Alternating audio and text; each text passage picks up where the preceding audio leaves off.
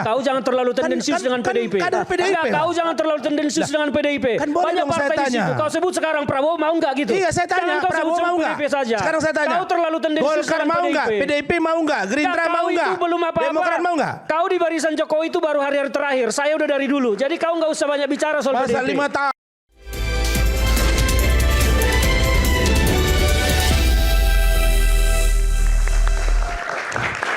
Kembali di Rakyat Bersuara, tadi saya berikan kesempatan pada Bung Ferry, tapi sebelum Bung Ferry tadi Bung Ferdinand. Ya, terima kasih Bung Aiman. Saya mau menyampaikan sedikit tentang pemikiran bagaimana menyelesaikan persoalan di negara kita tentang korupsi. Saya tadi mendengar sahabat-sahabat kita ini bicara masih sporadis menurut saya, belum sistematis bagaimana menyelesaikan persoalan korupsi di negara ini. Hal paling kecil yang sering dilupakan oleh masyarakat kita adalah bahwa masyarakat kita kalau ditanya, Bang, benci korupsi atau tidak, semua pasti akan menjawab benci. Tapi celakanya ketika demokrasi datang, ketika pemilu datang, ketika calon kepala daerah datang, ketika calon legislatif datang, turun kampanye, nggak bawa apa-apa ke rakyat, rakyat itu akan kabur diam. Akan bertanya, ada nggak? Ketika nggak ada, nggak direken, Bang. Jadi masyarakat ini juga terlibat dalam sistem demokrasi yang korup. Maka terpilihlah pejabat-pejabat yang korup. Sementara itu pimpinan KPK, pimpinan Polri, pimpinan lembaga-lembaga semua disaringnya di DPR melalui fit and proper test. Ketika mereka fit and proper test di sana, yang menyaring adalah legislatif hasil dari demokrasi yang korup. Apa yang akan terjadi? Maka sapu pun akan tetap kotor. Jadi kalau kita mau membenahi negara ini, menghilangkan perilaku koruptif, kita juga harus merubah kultur. Masyarakat kita ini, Mas Aiman, kulturnya sosialis. Mudah memberi dan mudah terenyuh dan gampang berterima kasih. Ketika dia dibantu, seseorang nih bikin laporan, bikin LP ke polisi. Ketika dia merasa dibantu tanpa polisinya minta, masyarakat kita ini cenderung punya karakter ingin memberi ucapan terima kasih. Dan ini terbiasa akhirnya menjadi kebiasaan yang buruk.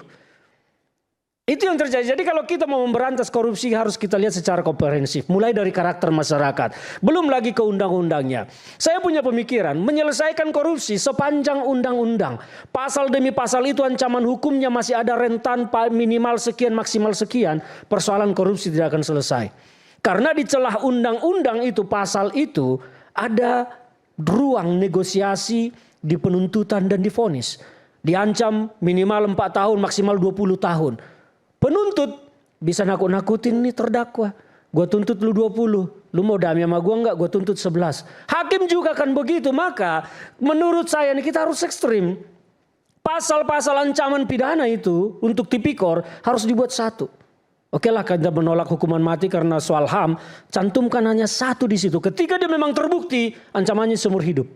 Ditambah lagi dilapis dengan undang-undang penyitaan aset. Maka saya pikir pejabat kita akan takut korupsi. Karena tidak ada ruang negosiasi dituntut sekian tahun, diponis sekian tahun. Hanya satu, kalau terbukti udah seumur hidup kau di dalam.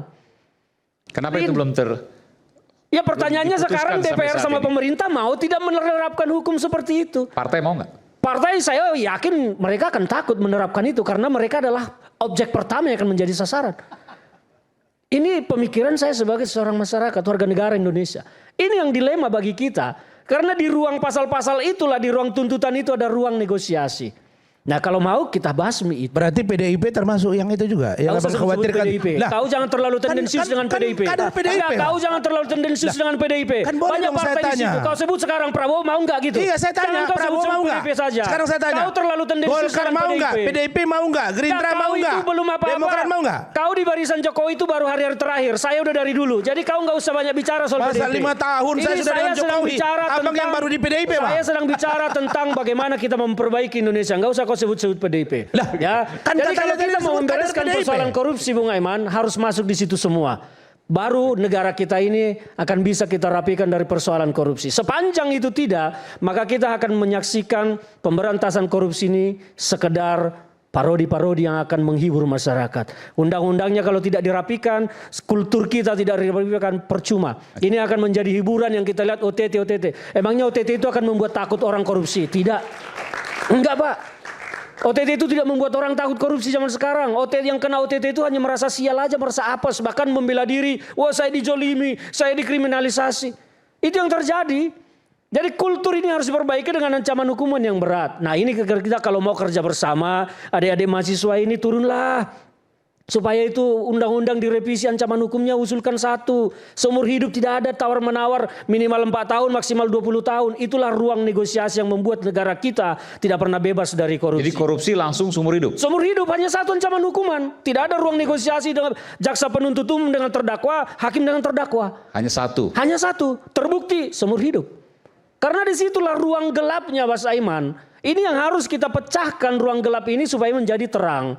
Persoalan kita selama ini di bangsa ini kita teriak, wah undang-undang perampasan aset. Memangnya kalau perampasan aset dibuat, kalau sapu-sapu ini masih kotor, bukankah itu akan menjadi ladang korupsi yang baru seperti tadi Mas Aiman sampaikan. Dan PDIP kenapa dari dulu masih tawar-menawar soal undang-undang perampasan aset? Karena itu Bu Megawati meminta jelas siapa lembaga yang akan menangani semua hasil sitaan korupsi ini. Sepanjang itu tidak jelas akan rebutan. KPK rebutan, jaksa rebutan, Kementerian Keuangan rebutan, polisi rebutan. Hilang semua. Oh jadi korupsi harusnya 1 lembaga yang menangani? 1 lembaga yang KPK menangani semua sitaan itu. Semua sitaan siapa? Maka undang-undang perampasan aset itu akan efektif. Dan kita tidak perlu curiga lagi ke sana, curiga ke sini. Kalau sekarang itu yang kita minta. Kan di kejaksaan. Semua kan punya kewenangan menyita. Untuk pemberantasan korupsi maksudnya? Semua menyitanya. Barang-barang perampas yang hasil dari undang-undang perampasan aset itu siapa yang akan mengelola dan bertanggung jawab. Sampai sekarang kan itu tidak pernah putus. Harus 1 lembaga. 1 lembaga supaya terkontrol dan termonitor. Karena sekarang kalau kita bicara sitaan di KPK pun banyak kasus-kasus yang digeledah, rumahnya didatangi, barang-barang diambil. Itu sekarang barang-barang di mana? Pemiliknya gentayangan. Bahkan menjadi ketua harian sebuah partai. Kan ini yang repot negara kita. Rumahnya digeledah, barang-barang diambil dari sana. Kok bisa diambil barang-barang itu? Pemiliknya berkeliaran sampai sekarang. Kan ini yang bobrok di negara kita. Jadi kalau mau kita fair, seperti yang tadi Bung Rasman selalu bicara fair, ya ayolah. Teriak juga terhadap semua kasus, jangan selalu dikit-dikit PDIP, emang PDIP yang punya bangsa ini kan tidak begitu. Bang, jangan sensitif Bang. Enggak, saya bukan sensitif. Saya hanya mau meletakkan persoalan bangsa di tempat yang sesungguhnya. Kalau kita mau memperbaiki, Rasman kalau mau aman tuh ngomong angka itu saja. Paritas demokrasi itu 23. Udah, demikian dari saya Bung Aiman. Terima kasih. Kalau boleh sebelum ke Bang Ferry Amsari ya. Awakku semando mindang semana. Begini, apa yang disampaikan Bang Saud oleh abang saya Bang Ferdinand Hutahian, kita sepakat. Apa yang disampaikan juga oleh Adinda Aiman, menyapu sampah yang kotor dengan sapu yang bersih. Nah, kalau boleh saya menarik kesimpulan dari pemikiran dua orang hebat tadi ini, ya kita sepakat. Artinya undang-undang KPK yang lama cenderung dia penyalahgunaan kewenangan. Yang sekarang cenderung lemah. Ya sudah kita sinkronisasi. Nah saya kan sebut tadi Bang Ferdinand itu karena abang di sini adalah sebagai kader partai. Suarakan itu maksudnya. Ini kan bukan karena saya benci sama abang. Dan satu lagi jangan lupa, tunggu saya jadi pimpinan KPK. Oh gitu. Oke. Jadi niat ya Bang ya. Gak apa. Kita ini didoakan banyak. Saya serius mau maju pimpinan KPK nanti. Kita dukung. Nah, jadi poin pentingnya adalah Jadi bentar, kalau abang jadi pimpinan KPK, abang akan mengusulkan nanti satu saja. Satu ancaman hukuman bagi pidana korupsi. Seumur hidup. Seumur hidup. Tidak ada tawar-menawar. Seumur hidup itu yang akan saya jual. Itu seumur hidup tanpa potongan. Maksudnya tidak ada remisi. Tidak ada remisi. Kalau sudah seumur hidup kan tidak ada remisi dong. Mampus kau di situ sampai mati. Itu kalau kita memang mau memberantas korupsi jangan ada seumur hidup jadi remisi 20 tahun. Enggak ada remisi. Seumur hidup, pokoknya kau selagi masa hidup dipidana kau di penjara sampai mati kau di situ. Udah titik. Tapi tunggu, kalau jadi pimpinan KPK hanya menjadi user undang-undang. Ini yang akan kita dobrak undang-undangnya, Pak. Kita akan gerakkan adik-adik mahasiswa ini supaya tidak main gadget terus kerjanya. Kita mau dorong mahasiswa ini untuk bersuara. Ada yang menarik dari pemikiran dari Bang Ferdinand tadi terkait dengan pilkada dan pileg. Kita selama ini kan cenderung ada perdebatan sekarang. Ya, kalau nanti dipilih oleh rakyat akan habis sekian puluh miliar. Benar, saya mengalami itu. Tapi kalau diserahkan ke DPRD, saya mengalami 2 fase. Dipilih DPRD, Bupati, saya pernah ikut. Ada beberapa anggota dewan dimasukkan ke satu hotel. 3 hari 3 malam disita handphonenya, gak boleh ngapa-ngapain, ketua partai yang berwenang. Menanglah dia. Ketika dipilih rakyat jadi bagi-bagi. Nah saya hanya mau katakan, ada yang lupa kita. Di luar pemilihan langsung oleh rakyat kepada Bupati, Wali Kota, Gubernur, bahkan presiden adalah terjadi transaksi caleg. Caleg itu harusnya ketika dia memberikan uang untuk memilih dia, itu harusnya diproses hukum. Bukan diserahkan ke katanya mewakili jaksa, Bawaslu. Tidak ada. Tidak ada sampai poin sana. Jadi kalau bisa kita perbaiki Bang, menurut saya disentuh juga itu. Siapa yang memberi dan menerima, tangkap. Kalau itu terjadi maka Udah wakil benar rakyat kau akan itu. benar-benar Kali ini kau benar. independen. Kali ini kau benar. Ada trauma. Bang Rasman mau jadi pimpinan KPK juga? Saya enggak usah. Saya nanti di DPR mendorong undang-undang KPK diperbaiki. Beliau di Benar kau KPK. itu. Kita kerja sama kalau soal itu. Itu maksud saya. Karena ada satu kader Indonesia yang menurut saya, Bang Akbar Faisal. Saya pernah dengar pernyataan beliau. Udahlah saya nggak mau lagi maju jadi anggota DPR RI. Kenapa? Capek saya menjadi tokoh nasional bercuap-cuap bersuara.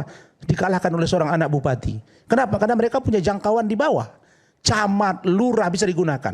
Nah saya juga mengalami itu. Maka saya katakan siapa yang memberi, siapa yang menerima, terjadi KKN di dalam proses. Kalau itu terjadi maka muncul Itu. produk untuk Indonesia. Maka demokrasi kita yang harus diperbaiki juga. Sepakat di situ kan Bang? Sepakat kita di itu, situ. Bang. Salaman kita. Terus dulu. Bos. Bung Aiman. Nampaknya orang dua ini korban kayaknya ini. Ya. Jadi sebenarnya udah dapat tadi poinnya korelasi yang dijelaskan Bang Saud. Apa sih korelasi indeks persepsi korupsi dengan demokrasi? Salah satu turunannya itu undang-undang politik kita kan. Iya. Di tempat ini 2 minggu lalu saya bicara soal sistem kita yang sangat liberal ya. Saya dikeroyok tapi saya tetap pada pendirian Abis saya. one man one vote dibilang liberal sih. Tuh salah satu turunan. Oke, Ya, masih, salah satu turunan. Anda Jadi masih gini. punya kesepakatan, Anda masih punya Contoh. keyakinan itu? Ya, One saya man, masih one pegang vote itu. Jadi adalah liberal. Nanti gini, nanti kita diskusi khusus. Tapi yang Dengar ya? poin keterkaitan ini, contoh gini, ya. Kalau mau memberantas korupsi tadi, walaupun Bang Ferdinand jadi ketua KPK nggak bisa ngapa-ngapain kalau undang-undangnya masih seperti ini. Saya sepakat. Baru kali ini saya sepakat dengan Bang Ferdinand. Biasanya kita beda pendapat. Karena olehnya saya bilang kodifikasi, konsolidasi aturan undang-undang itu perlu. Dan ini momentumnya. Soal misalnya tadi perampasan aset atau yang saya katakan soal pemiskinan ya. Undang-undang Tipikor, Undang-undang KPK, konsolidasi kodifikasi dengan Undang-undang KUHP pasal 603, 604, Undang-undang Pemasyarakatan yang memberi remisi. Ini tidak berlaku yang namanya lex specialis ya, derogat legi generalis, nggak berlaku sama sekali karena Undang-undang Pemasyarakatan bisa dipatok untuk memberi remisi. Sudah hukumannya rendah, orang korupsi 50 miliar, hukumannya cuma 3 tahun, dipotong lagi Idul Fitri, hari raya agama yang bersangkutan, 17 Agustus, macam-macam, akhirnya tinggal 1,5 tahun. Ya orang berpikir udahlah gua korupsi aja deh daripada Yang penting begitu. kaya. Yang penting kaya, makanya saya bilang mereka itu enggak Habis itu takut. pensiun dengan Ya, duit yang di mana-mana. mereka enggak takut Poin hukuman tambahan mati. sebelum lupa saya, Bung David. Satu lagi, putusan pengadilan Bang Saud selalu dicabut hak politiknya 5 tahun. 5 tahun berikutnya dia maju lagi, menang lagi. Itu yang saya mau punya bilang. orang mantan klien saya dicabut hak politiknya 5 tahun, maju lagi. Jadi terpilih sekarang wakil rakyat. Bayangkan. Bahkan Jadi membuat- maksud saya begini, yang sudah terbukti korupsi, hilang hak politiknya, maka itu akan baik untuk bangsa ini. Ya, Itu. Bung Rasman, ada juga yang sudah keluar buat partai ya. Ya karena memang terlalu lemah. Kita terlalu permisif dengan korupsi yang saya katakan tadi. Extraordinary crime-nya nggak kelihatan di punishment extraordinary-nya. Makanya semua undang-undang yang berbenturan dengan permisifnya hukuman itu harus dikonsolidasi. Kalaupun undang-undang KPK-nya dirubah Bang Saud, nggak akan memberi dampak yang signifikan kalau tadi punishment ya. Di situ KUHP sangat lemah, undang-undang pemasyarakatan masuk juga memperlemah. Jadi yang melemahkan ini bukan person tapi sistem yang sangat liberal. Salah satu turunan liberal, orang bisa jadi ketua partai seumur hidup.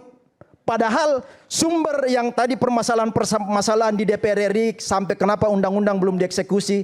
Orang bisa jadi ketua partai seumur hidup. tidak Ketua ada partai seumur hidup itu bukan liberal belum.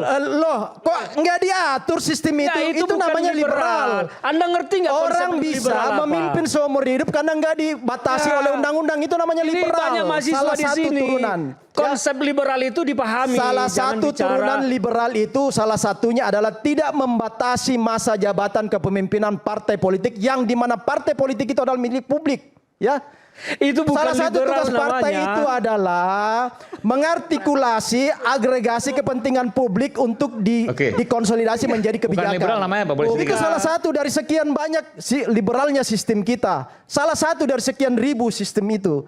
Jadi maksud saya kalau mau baik republik ini, benahi semua undang-undang yang berbenturan dengan punishment-nya koruptor ya. Kemudian konsolidasi demokrasi perlu. Termasuk tadi itu, saya nggak menyinggung satu orang atau dua orang, tetapi partai politik bisa menjadi milik keluarga itu nggak sehat bagi republik ini ya. Dari situ awal masuknya, pintu masuknya dari apa yang disampaikan Bung Rasman tadi apa segala macam. Jadi jangan menyalah-nyalakan person. Kesalahan pilihan sistem yang liberal, kesalahan sistem kita itu menjadikan republik ini rusak. Oke, saya yakin semua tadi dicatat oleh Bung Ferry dan setelah pas ini kita dengarkan tausiah Bung Ferry Amsaris.